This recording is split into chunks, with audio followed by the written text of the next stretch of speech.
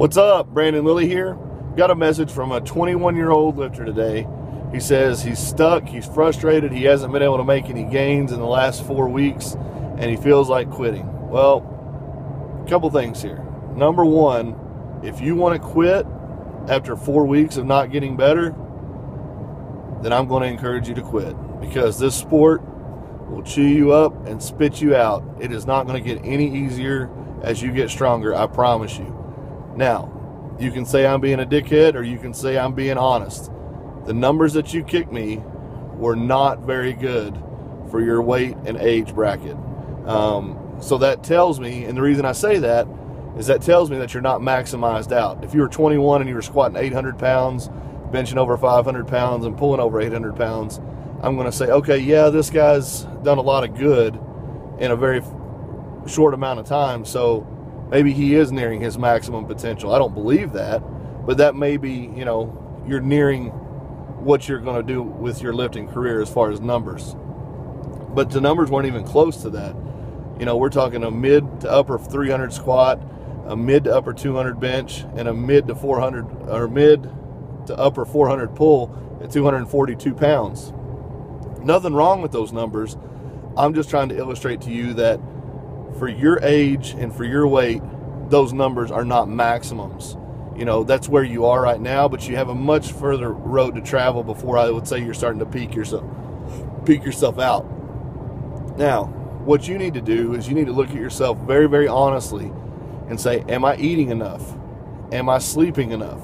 Because those two things, despite what anybody tells you, are more important than the program that you're training on. Those two things are what maximize your recovery. If you're eating a consistent 3,500 to 4,500 calories a day, and I'm just throwing out numbers, I'm not saying that's what you need to be doing at 242, but let's say you're just eating enough calories, you're getting 6 to 8 hours of sleep consistent every night, maybe taking a nap during the day. If you're doing those things, you would have to be training ridiculously aggressive to be overtrained. So my guess is, instead of training properly and giving yourself an appropriate amount of time to progress, you're testing your PRs weekly.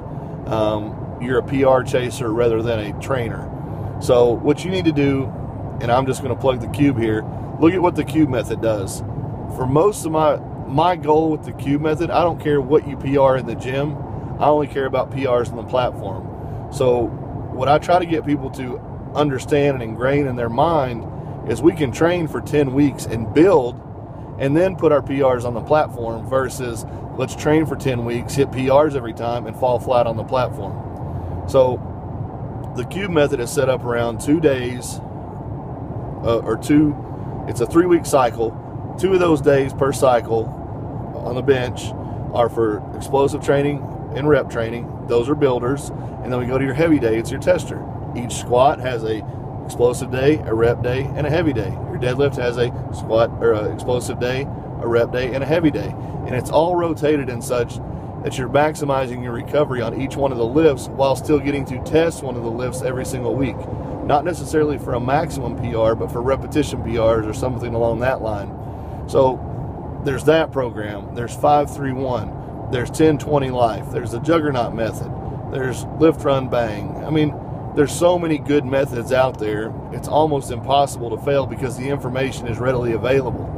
What you need to do is check your ego at the door, get your nutrition, get your rest in line, and I guarantee the lifts will start moving. Thanks a lot for tuning in, and I'll catch you guys tomorrow.